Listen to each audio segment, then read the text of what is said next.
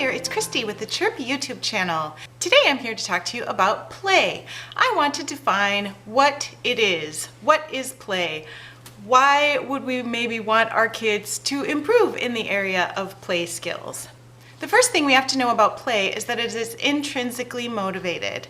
Kids want to play, or adults want to play, because it's fun, because there is motivation built into the activity, not because someone is forcing the issue or reinforcing some sort of behavior with a reward, but because the activity is motivating in and of itself. Another truism about play is that it is flexible. If your child is lining up cars or putting people on their chairs just so, with their angles at just this particular angle, and the furniture all has to be in exactly the same spot, that is not play. That is an obsessive, non-flexible, i.e. rigid behavior, and that needs to be helped because that's going to prevent the kind of flexibility that people need in order to function in life. Play is also non-literal. So washing the car is not play because you are literally washing the car, whereas pretending to wash the car is play or can be play. Play must be pleasurable. It must be fun. Otherwise, it is not play. If you are sitting on the floor with your child, quizzing her, what color is this? What color is this? What shape do you see? That is not play. That is an evaluation, and it's not fun for kids. And we should teach in play-based ways, not in evaluation-based ways. Now that we know some of what play is and isn't, why would we want to encourage more play in our kids? The first reason is that play helps kids get better at problem solving. If I'm driving a train and my train track bridge falls over, I have to figure out how my people, or maybe the train engines themselves, can work around that until the bridge is fixed again. If I am running a restaurant in my play environment and a customer doesn't like cucumbers, but I was going to serve her a cucumber, I have to figure out what else I could serve instead. And all the problem solving that comes along with play is really beneficial because it translates to real life and real life problem solving ability.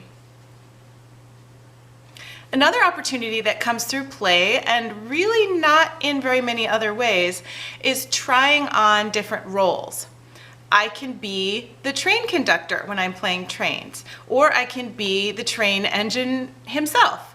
If I'm playing restaurant, I can be the customer, or I can be the chef.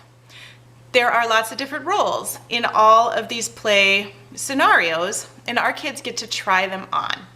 And along with trying on the roles, they learn the social skills that go along with the different roles. When I'm the customer, I am kind to my server and I am respectful of my chef. When I'm the chef, I treat my customers with respect by making good food. When I am the train conductor, I'm very careful with my engines because I want them to last a long time. And I treat the people riding on the train with consideration because they're the ones who are going to pay me. We learn a lot of these different social skills through play. And not only do we learn social skills, we also learn a lot of communication skills, and we can practice how we communicate successfully in different circumstances. And as you can imagine, if a child is being rude to another child, in the context of a play scenario, that child who's being rude is going to get some feedback that that sort of rudeness is not acceptable. We're not going to put up with that. I'm not going to play with you if you're going to be mean to me. In adult life, we don't so easily get to back out of social situations just because someone is mean. But in the childhood play world, that often happens, and children learn that next time if they want to have somebody to play with, they're going to have to play in a different way. They're going to have to try some different skills. They might have to be kind. They might have to ask for what they need rather than taking it. They might have to make a suggestion rather than a demand. Some of our kids need more support as they are learning these skills, and I will talk about that some more in a little bit. Another reason why play is wonderful is because children learn to use symbols. I'm not talking about visual symbols as much as I am talking about symbolic use of items. For example, a plastic human-shaped toy stands in for a baby. I know that that plastic toy is not a baby, and yet I'm going to treat that toy as if it is a baby because in my mind it is a symbol for a baby. Same thing with pretending to wash the car. We use things in a way that is symbolic, and that is a really great reason for kids to play. Play also enables kids to broaden their interests. For example, if I'm pretending to wash a car, I might think to myself, I wonder what's in that bucket that Daddy uses to wash the car. I'm not trying to be sexist. At my house, my dad always washed the car. He did everything outside. My mom did everything inside. So washing the car was my dad's job. That's why that came to mind. If you are the mom and you wash the car, you're awesome.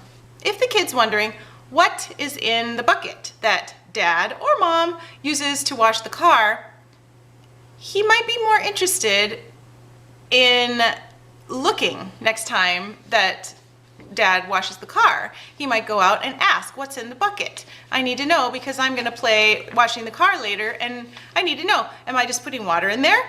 Am I putting juice in there? What am I putting in my bucket? Oh, water and soap. Okay. Also, when kids are learning about trains, they might need to learn about ramps and about trees and what we do if trees fall over the tracks. How do we deal with that? How do normal train lines deal with that?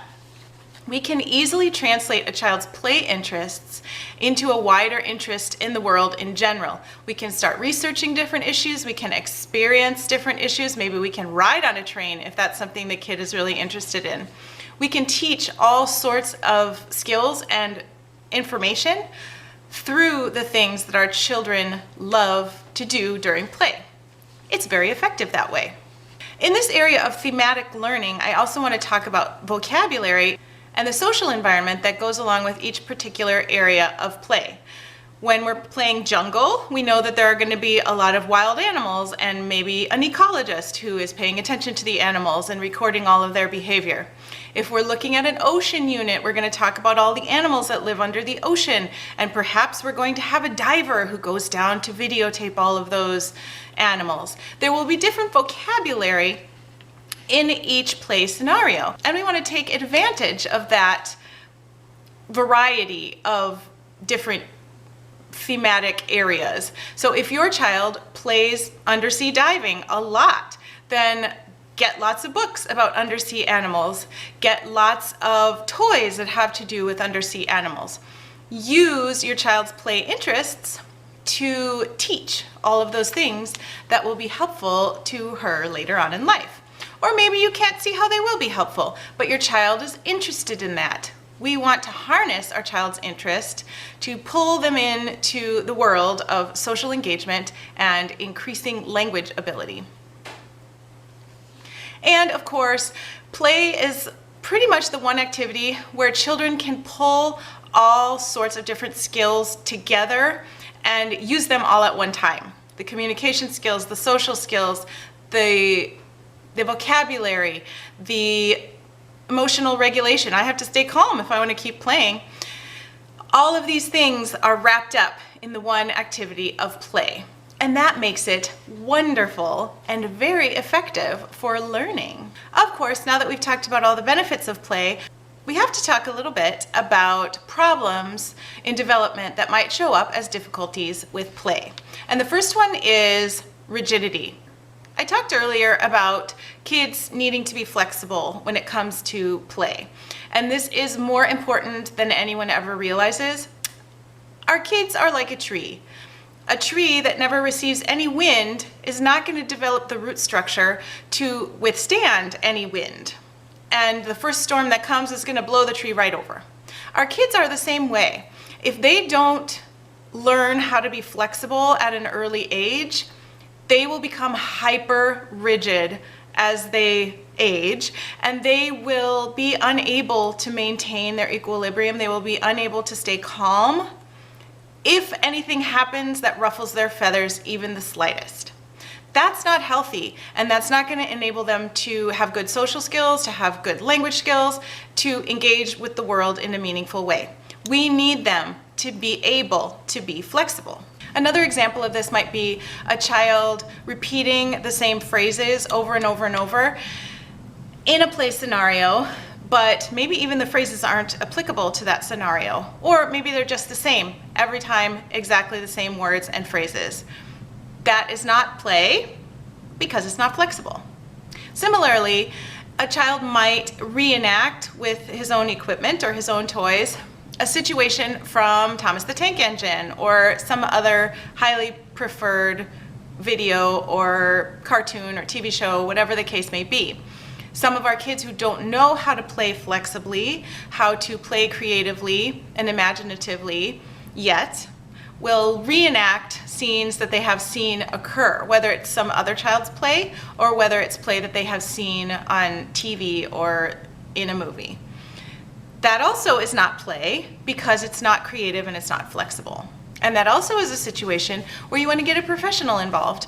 All of these situations are ones that you want to get a professional involved because it isn't natural for families to know how to work on play skills. It's kind of a difficult issue because we automatically think, if this isn't our field, we automatically think everything a kid does with a toy is play.